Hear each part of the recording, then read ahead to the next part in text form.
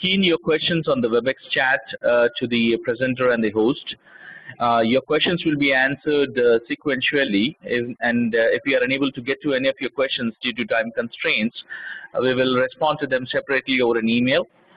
Just to let you know that we will be recording this session, and we will be sharing it with all the attendees on the call today. For today's session, we have on optimizing your order-to-cash operations to enhance working capital. We have with us Phyllis Saavedra. Phyllis is the Director for O2C Solutions at Emagia Corporation, and she has been working in the field of credit and collections for more than 20 years now. Over the years, she has held several senior management roles in companies such as Cisco, Aspect, now SanDisk, and Saba Software. Additionally, she has extensive experience as a consultant in all areas of the order-to-cash lifecycle. Without taking much of your time anymore, let me welcome Phyllis to start the presentation. Over to you, Phyllis. Thank you, Akshay. Thank you, everyone, for joining us this morning. Really appreciate it. Just to reiterate what Akshay said, if you have any questions, if you direct them to Emagia Corp through the web chat, I will either try and answer them as we go along, or most certainly we will get to them at the end of the session. So I'm going to start out the presentation today by telling you a little bit about who Emagia is, just so that you know a little bit about our company. I'll just spend a minute or two on that, and then we'll jump right in to the webinar and learning about order to cash and its importance in working capital metrics. So what I hope you're going to get from the webinar today is really a good understanding of how you can utilize order to cash to tap into the vast resources within working capital. You know, whether you're a CFO or whether or not you're a finance executive, a finance manager, a credit manager, there are many things that you can do to operationalize the knowledge within the order to cash departments and explore ideas and things that will help you to improve your working capital metrics. I can tell you that just about every CFO, controller, director of credit, director of shared service center I talk to about our products and just talk to in general, working capital is on the minds of these people today. So I think it's a really great topic. I think those of you that are order to cash managers, I think I'm going to hopefully give you some very tangible ideas to walk away from with today and help you start the journey to improving your working capital metrics. So again, who is Emagia? You know, we've been recognized by Gardner, Aberdeen, and Forrester as one of the leaders and innovators in the order to cash management space. A little bit about our company. Emagia has been around about 14 years. We really have made our mark in helping companies to automate and make more efficient the operational processes within the order to cash lifecycle. And as you'll learn about some of the processes today, things that will really help you to improve your working capital metrics. Emagia works with a lot of other technology partners. We are gold partners with SAP and Oracle. We work with some of the big data providers and security providers. We also partner with some financial organizations such as NACM and FCIB. And as you can see on the right of the screen, certainly we have numerous marquee customers we've worked with over the years. The last slide where I'm going to talk a little bit about Emagia is just to tell you, you know, if you have any interest, this is not a sales pitch. I just want you to understand who we are. Emagia really has three different types of offerings. The first are our analytics suite. We have a full-blown working capital analytics suite. Emagia really started as an analytics company. We're a high-tech company based in the Silicon Valley. At the heart of all of our modules, are analytics. So we use machine learning and complex algorithms to really gain insights into people's business. So we have certain ways of pulling your data all together, and we apply analytics on top of that, either to help you identify operational performance within your business or to use for things like close and audit reporting. We also have an offering where we have operational modules, things that will help you manage areas of credit, collections, dispute and deduction management, and cash application. We also have an electronic invoice presentment module, which is a CRM module. And finally, we partner with our group company Solix, and we are a big data provider. So we work to pull in, when you have large amounts of data, to pull into a single source to provide insights on both structured and unstructured data. And we can use this alongside our operational modules. So again, if you have any questions, my information will be available at the end of the webinar if you'd like to learn more about Emagia. And with that, let's talk about what we're going to talk about today. So the agenda for today is we're going to talk a little bit about working capital, as I like to say, the money to run your business. Then we're going to talk about making order-to-cash operations work for you, a little bit about the digital transformation strategy, using software applications to automate the order-to-cash functions, and a roadmap to start your order-to-cash working capital improvements. So working capital, the money to run your business. You know, one of the big things we're seeing, and I think I mentioned at the outset, is that CFOs are paying much more attention to order to cash. The smart CFOs, at least, are paying attention to order to cash. They're no longer really focusing as much on line item expenditures and budgets, and are really looking at margin and earning performance. And they're tapping these resources to really help them improve their working capital metrics. And again, you know, as it says on the screen, organizations often struggle to focus on optimizing working capital because they have competing priorities. We all have competing priorities, but I think as you learn more today, if you can get the focus, and whether you're a CFO or you're a finance manager, start focusing on these operational activities, you're going to see a tremendous improvement in your working capital metrics. This is just a business insider survey. What I really want to show you is the things that CFOs and finance executives are focusing on. And as you can see, over the years, working capital has moved up the chain. It's becoming more important. Again, instead of these line item expenditures, we're seeing a huge focus turning towards working capital.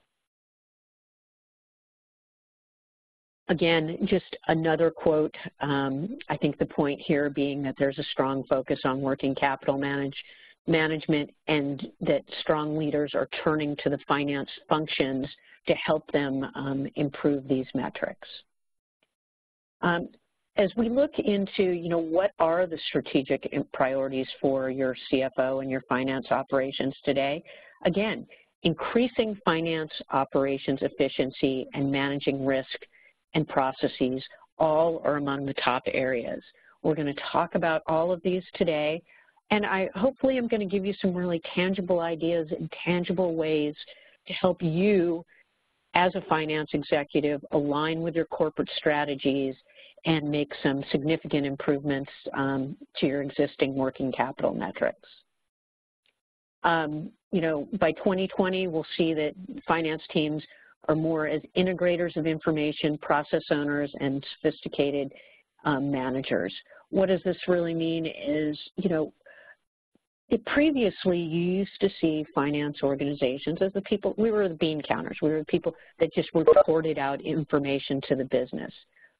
People are now looking more to these order-to-cash functions to really provide information, to be drivers of business, to be information providers, not just to your executives, but also to your sales teams, to people within the finance structure, within the business, and help driving change as opposed to simply reporting out information. So one of the things that we suggest is that you become an innovation champion. You know, innovation is no longer optional. You need to develop new business models to support digital transformation strategies. What does that mean? That means that you need to start looking to the tools that are out there in the marketplace, whether it be automation, whether it be digital tools. The thing is as we look to improving these working capital metrics, we need to start looking at the question of finance transformation. Finance transformation takes really 4 different approaches. You've got people, process, structure, and technology. Of course, at Emagia, we happen to focus on that technology component, but you need to look at all of these things. You need to be innovators, whether it be the structure of your business. Are you set up perhaps, have you considered a shared service environment? Have you considered shared processing? Have you considered outsourcing some of your processes or some sort of hybrid, along with looking at all of the technological tools that are out there in the marketplace. And business leaders are demanding that we deliver greater insight, right? So as finance executives, we need to provide information back to the business. It's not just reporting those numbers, but being prescriptive about those numbers, giving insights, making recommendations based on what we see. We're just, we're not just an information gatherer anymore. We're now leaders within the business to drive change. And that sort of goes hand in hand with transforming finance from service deliverers to solution providers. We're now, we need to stop thinking of ourselves as just, I use the term a lot, as the bean counters of the business. We want to be leaders within the business and drive change. And then, of course, as I mentioned, and I'll probably mention a lot, we have a whole section in this webinar about software applications. Of course, our company, that's our strength, right? Automation is a great way to improve your metrics. It helps you to really either realign your headcount, or if you're required to cut headcount, it lets you assess what you've got and better optimize the staffing you've got, and certainly automate a lot of the manual procedures that you've been doing over the years. So it's very important that we drive integration in this globalized world that we're working in, right? We want to achieve a single source of truth for our data. I talk to people all the time. In fact, I'm talking to a customer right now that has a global organization. They have a lot of different disparate systems. They've grown by merger and acquisition. And people in finance need a single source of truth. In order to cash, we need the ability to see our global accounts receivable and all the data that goes along with it in a single source. Otherwise, we can't make these predictions. We cannot make recommendations to the business. So really at the heart of all of, of these improvements is really getting to see all of your data in a single place. Another really important innovation in being able to integrate all of your data is big data. We utilize a lot of big data providers, and what that does is allows you to tap years and years of data that you've got, both unstructured as well as structured data, to be able to get insights from your business. You may, a lot of this stuff doesn't get archived, you don't see it. You've got a vast amount of historical data that you can use to provide information about the future of your business, about how things have historically performed, and really support the decision-making across the globe. Also, you need to provide a centralized repository to house and share the data. And this kind of goes back to that single source of truth for all of your information. You need to have everybody in the business speaking, singing from the same song sheet, as it were. You want all the stakeholders to be able to have access to all of the AR order-to-cash data within the business so that they can make decisions. And again, this data it's not only important for your accounts receivable functions. Sales can utilize this data. FP&A can use this data. Marketing can use the data. And it will tell you things like the kind of customers we want to keep, the kind of customers we don't want to keep, which products are working or failing. there's a tremendous house of information that is gained within the order-to-cash arena. And of course, we like to look at a lot of the different surveys, and Aberdeen Group shows that the best-in-class organizations are committed to data sharing. So one of the areas, when we talk about deploying technology, of course, is driving the development of new skills, really getting people to, provide more high-value tasks. The manual tasks that people are doing, we hope to be able to automate, and we hope to give people more creative and more high-risk value type assignments within the business, things that will provide more value across the organization. That CFOs and finance executives need to create an environment to promote leaders of the future. So being armed with data is going to help this. Being able to do more thought-provocative work is all going to help this. So oftentimes you'll use the analytics and the real-time information to become business partners within the organization. And of course, along with all of this, it gives you the capability and the need to standardize and integrate all of the data within your business. A little later on in the presentation, I'm going to talk about this, about how automation can really help you to standardize your processes, how you can look and, you certainly look at some of the anomalies within the business, but you can really standardize, and it'll help you in terms of things like auditing and regulatory compliance. And then finally, we talk about becoming more of a corporate strategist. CFOs and CIOs are doing a lot more collaboration. They're providing data. They're doing a lot of modeling within the business. We like to say that the CFO of tomorrow, the CFO that's going to be the successful CFO, is going to be the Chief Knowledge Officer. Again, no longer just providing those financials to the business. They're no longer just reporting to the street, but they are making recommendations based upon the knowledge that they are gaining. And the knowledge that they're gaining is from people like those in the order-to-cash functions. We have a vast warehouse of data within our roles. We have an ability to really help drive the business, and we have ability, to share that knowledge to make those changes within the business. And of course, changing, measuring from what is to what ought to be. And again, as I mentioned, this is where we really get into the prescriptive part of the business. And we'll talk a little bit more about analytics in subsequent slides, but where we're getting predictive and prescriptive in the order-to-cash functions of the business. All right, so the next area that I'm going to talk about is really making your order-to-cash operations work for you. That's really what we're here for. I'm hoping that today everybody walks away with something tangible, some real-life things that they can do within their organization to help improve those working capital metrics.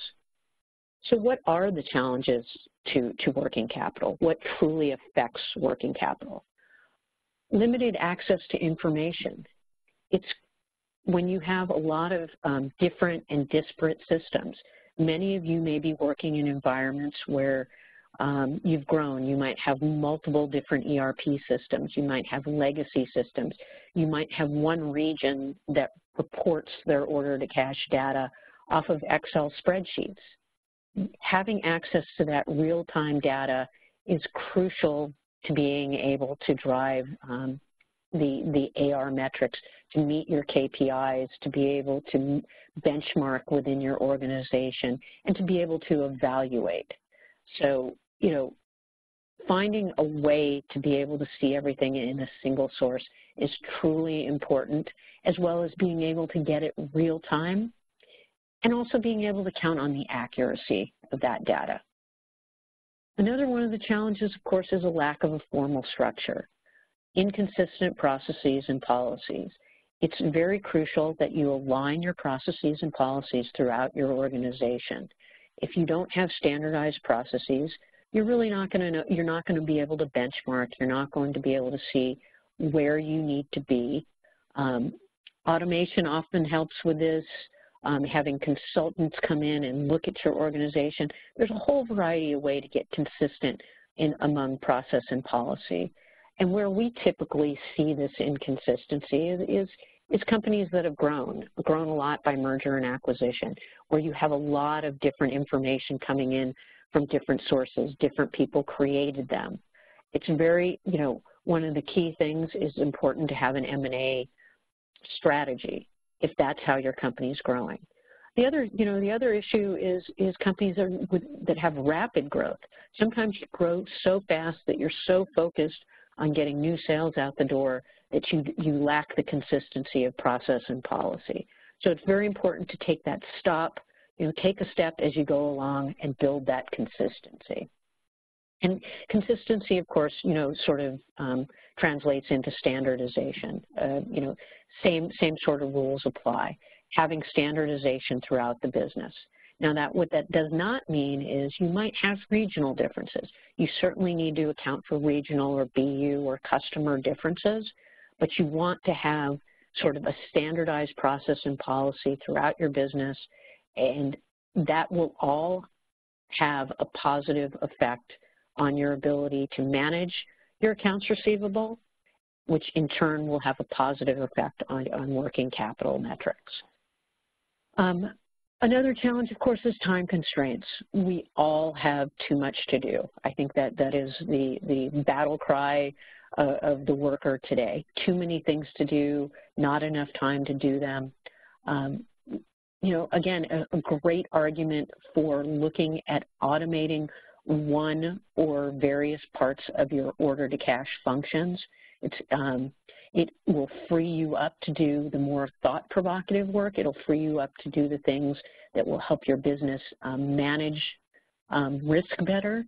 And it'll also give you the opportunity to sit back and sort of establish the KPIs and metrics for your business so that you can evaluate where you're at.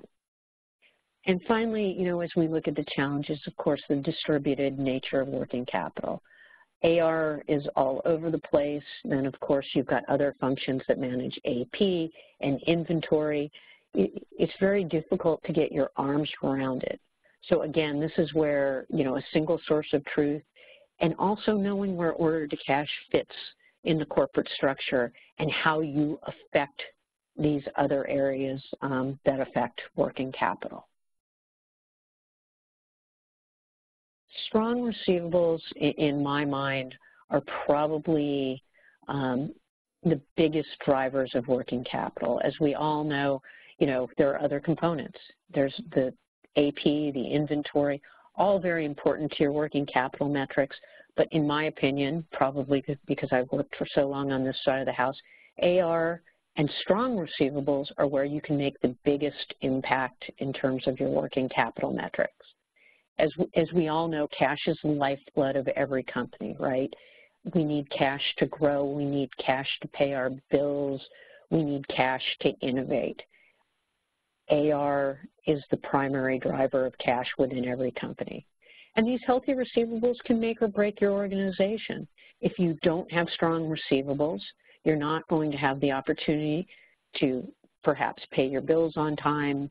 You're not going to be able to pay your staff. You're not going to be strong. You're not going to be able to grow.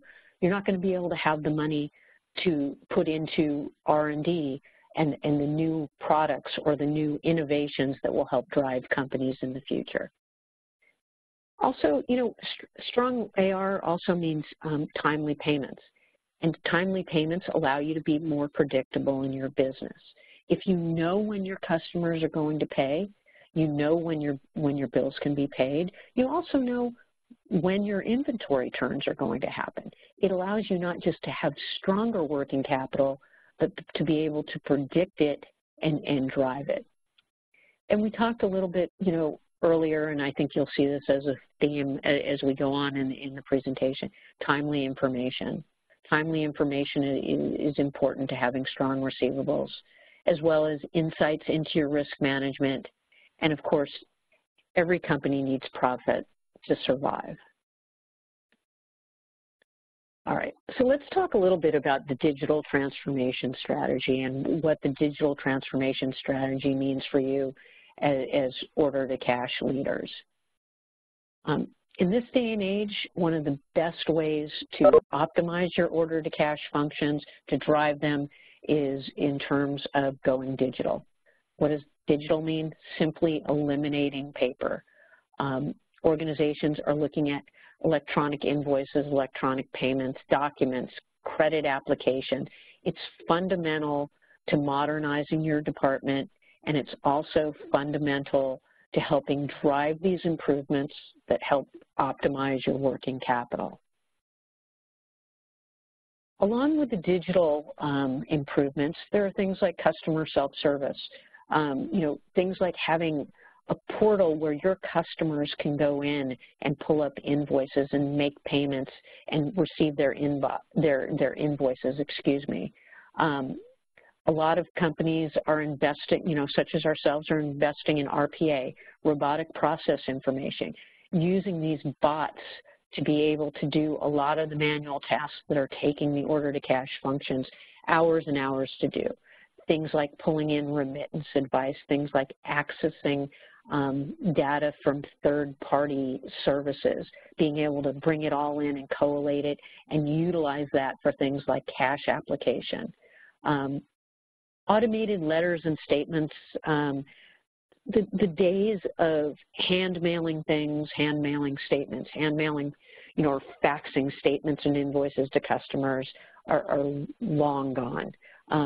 Not only should they be automated, but they should, these should be a part of the business that's kind of set aside.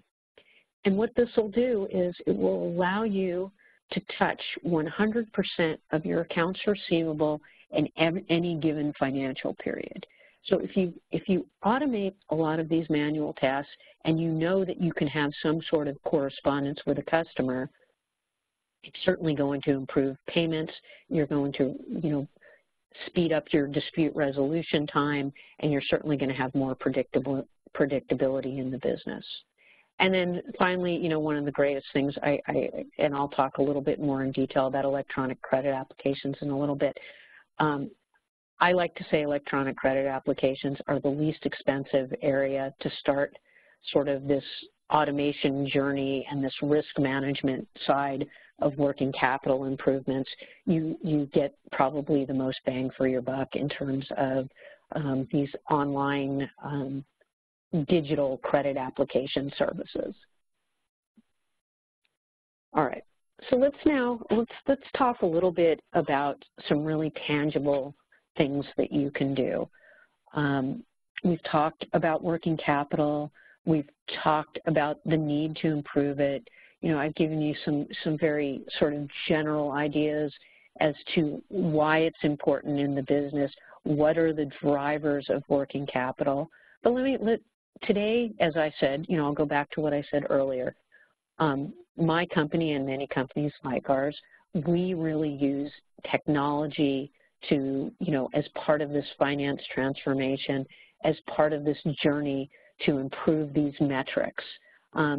So let me give you some very tangible takeaways from today that you can use and certainly move ahead. So how does automation affect working capital? On the receivable side, right, that's the side that most of us on this call really work on. Faster collections, lower disputes, more sped up resolution time on those disputes, and of course less write-off to bad debt. But we also have an effect on our accounts payable. As you bring in more cash, it allows the business to take advantage of early payment discounts if they want, and also just simply making sure that you have enough money to pay your AP, to pay off your company's debts. And then, of course, on the inventory side, upfront risk management gives you more predictability of the onboarding of your customers, and it also leaves you with less inventory just sitting in your warehouse. For those of you that work really on the credit side of the business, if you think about this, how many times has a customer been on credit hold? That inventory, as the order comes in, if you're a company that sells tangible product, that inventory has been sitting in a warehouse when it could have either been given to another customer or it could have been shipped. So we need to start thinking about how order-to-cash rules not just affect the accounts receivable, but we really do play a role in the entire cycle of working capital. And so, you know, as Deloitte said in CFO Insights, organizations often struggle to focus on optimizing working capital because other priorities compete for attention. And that's the thing. We need to start putting our attention on these areas, and automation gives us a great way to focus on it, to do more, certainly with less. So what we like to talk about are, you know, and again, this goes back to the tangible takeaways, the 10 must-haves of order-to-cash automation. A single source of truth, and I'll get into each one of these in a little bit more detail. Credit decisioning, EIPP, or electronic invoice presentment, a firm collection strategy with task lists, forms and automated forms and correspondence, speedier dispute resolution time, automation of the cash application processes, forecasting tools for things like cash flow and DSO, things like self-service portals, and of course, management reporting and dashboards. These are all things that we believe every organization should have. What I'm not trying to tell you is that you can't boil the ocean. Somebody that is going from nothing to starting to think about automating, take these one at a time or take a few at a time, really figure out what your business is looking for. I'm not saying to do all of these at once. It's very unlikely, and you're going to set yourself probably up for failure. So in terms of a single source of truth, it's important to have a single platform, all of your data centralized in one area. And what does that do for you? It provides access to that information. It allows you to mine that information, greater insights. It helps you know where the business is going.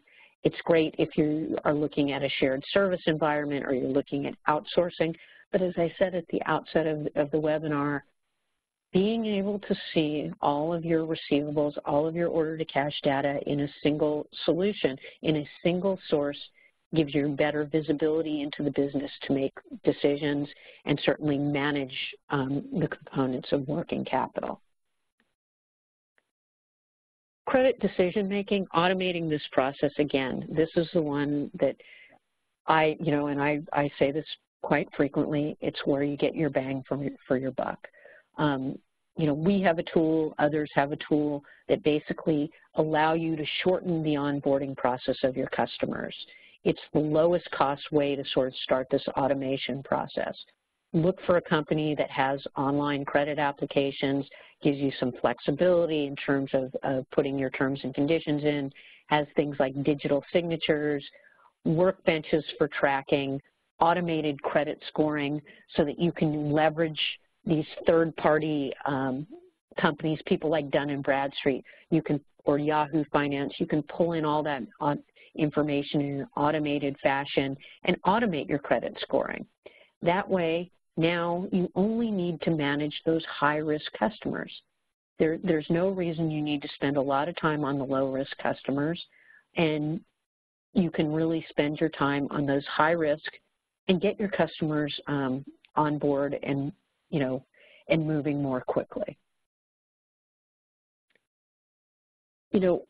We see this a lot currently is the request for electronic invoice and presentment. Customers no longer want to be mailed invoices. They want to be able to go online and get them. They want to pull them up when they want to see them. They want it at their availability. So EIPP is another great way to reduce time and cost associated with what used to be a very paper-intensive process. It also, a good EIPP automation tool is also going to allow you to make payments through the portal as well and close those invoices.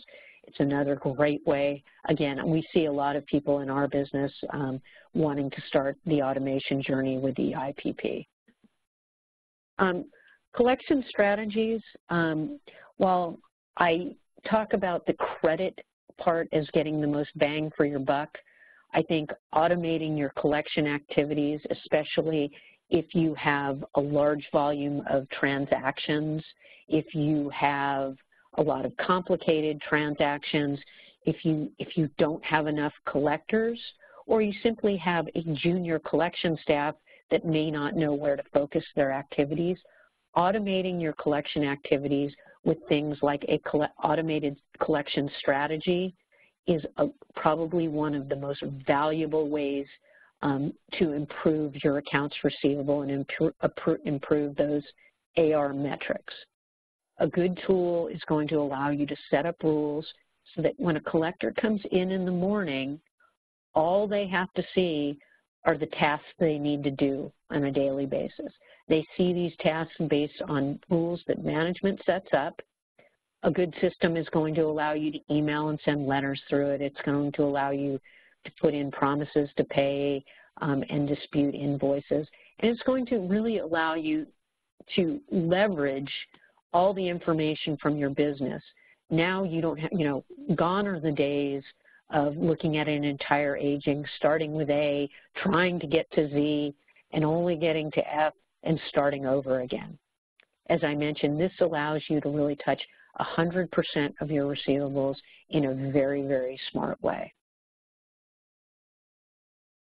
Correspondence, this is one of those no-brainer aspects of the business. Automating your correspondence. Your teams and you should not be sending out letters. They should be, the vast majority of them should be automated. You should be able to send out, find a tool where you can send out periodic letters and reminders, dunning letters, past due letters.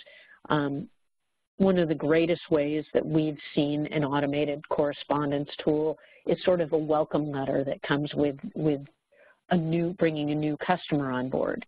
Dear customer, thank you for joining, our business. We're really happy to have you. Just a reminder, our terms are net 30. If you have any issues, this is your person to talk to.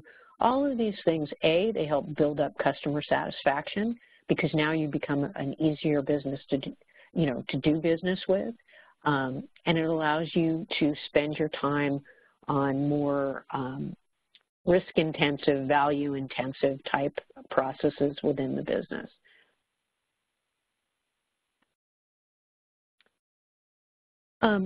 In terms of Emagia, I think we see a lot of requests recently for automation of disputes and deductions. If you're a business that has customers that take a lot of disputes and deductions, if they have a lot of short pays, being able to utilize this data to do root cause analysis, to see why your customers are paying short, to see what products aren't working, to see what areas of your business are not working well. Automating this part of the business is a really great way to do it. Not only can you perform a root cause analysis and proactively start managing your business, you can have workflows attached to resolve them more quickly. Again, all kinds of things that allow you to improve customer satisfaction and really speed up the resolution of your business, speed up the cash flow, and increase customer satisfaction. I'm going to take a moment. I just saw a question from one of our attendees. What does an automated collection strategy mean? Let me go back a second and talk about that. Perhaps I wasn't clear, and I apologize for that. Automated collection strategy is when you set up rules, you have a system. So let's take the Emagia system, for example. We have an administrative module that allows us to work with our customers to set up a strategy as to what appears on a collector's task list on a daily basis. So that strategy can be a proactive strategy so that they see all invoices 10 days before quarter end so they can make calls about that. It could be a strategy that says, in China, I want to see everything 1 day that's past due. You can have multiple strategies, and the strategy is what's going to tell a collector what to focus on a daily basis. And I hope that clears that up. If not, please feel free to email me or call me after this, and I'll certainly talk through it a little bit more detail. Cash application, again, cash application is another area that you get a lot of value for. For those of you that work in Cash App or manage the cash application functions, it's often the most manual component of the order to cash life cycle. It is often the most labor intensive, and it is often the one that drives customer dissatisfaction probably to its fullest. When you have a collector that is making a call on a past due invoice and they call a customer and that customer says, I paid the other day, customers tend to get very agitated, as we all know.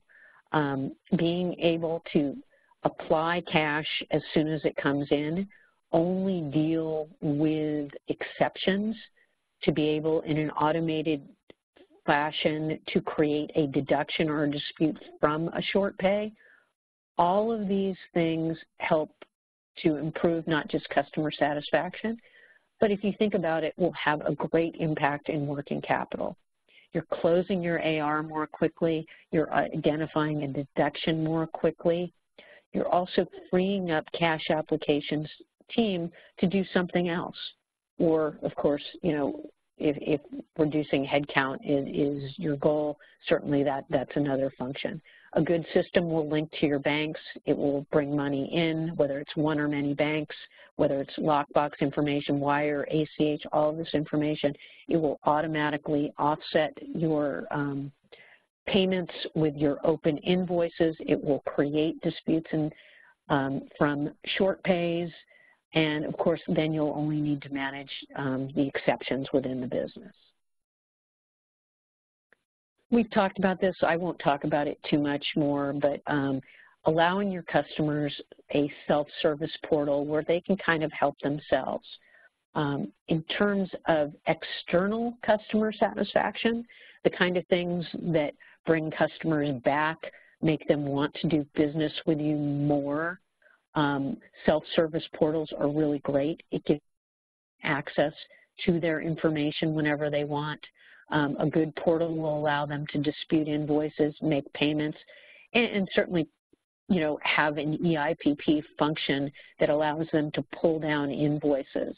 It will have a direct effect on improving your cash flow, and not only just improving your cash flow, but will certainly, again, hit upon that customer satisfaction and certainly improve customer sat survey scores if your company looks at things like that. Forecasting. Forecasting is an area that I think order to cash has struggled with over the years. You know, certainly back in the day, when I was working in industry and we were having to forecast for our FP&A teams, we used to use Excel spreadsheets. I'm guessing many of you still use an Excel spreadsheet. You take a percentage of an aging bucket, and you kind of look at the areas that you know are the ins and outs, and you make a best guess. And every single day you kind of go back and you give FP&A a new and better updated number. Well, that's an archaic way of doing it, and you know, we really recommend that you start looking at a tool that has an analytics-based forecasting, something that utilizes things like machine learning and historic payments to help you give a much more accurate prediction of when that cash is going to come in. A good system is going to be able to tell you, based upon, you know, history, based upon what the machine learns, and a machine learns more and more over time, whether a customer pays slower on a certain product, whether a customer pays at certain intervals, maybe it's seasonal type payments. A good, you know, analytics tool is going to take all of these things into account and give you a much more accurate cash flow forecast. Also, you know, it will also be able to, utilizing the same sort of machine learning, give you DSO forecasting. It gives you the ability to really set goals for your collectors and manage to those goals. And you're certainly, leveraging the great technologies that we have available in this day and age. As I said, Emagia is really an analytics company, so we tend to focus, and we make the recommendation that you focus a lot on the dashboards and analytics. We see a lot of requests, and I'm going to guess that many of you have gotten this request from your finance executives. They want dashboards. They want a quick way to push a button and track KPIs and metrics in the business. They may want to see past dues. They may want to see how efficient your team is. They want to be able to report on this, and they want to come in the morning and click a button and get this information.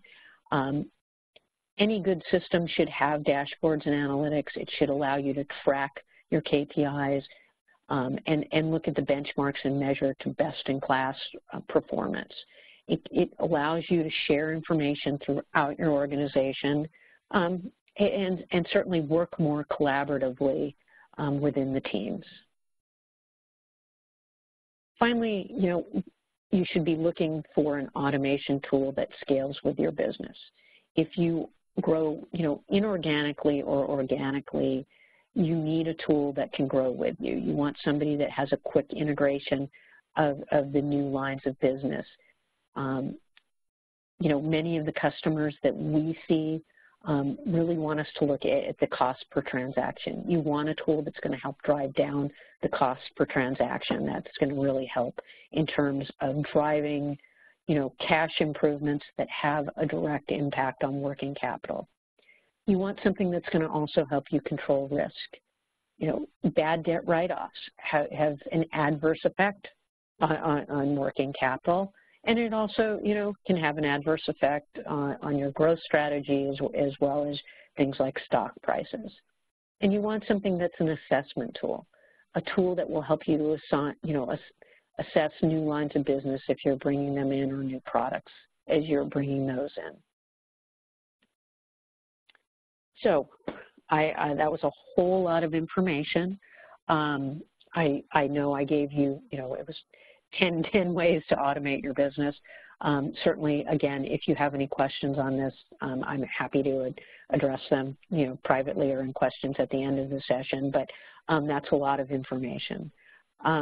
So let's talk a little bit now about the roadmap. So you want to start these improvements.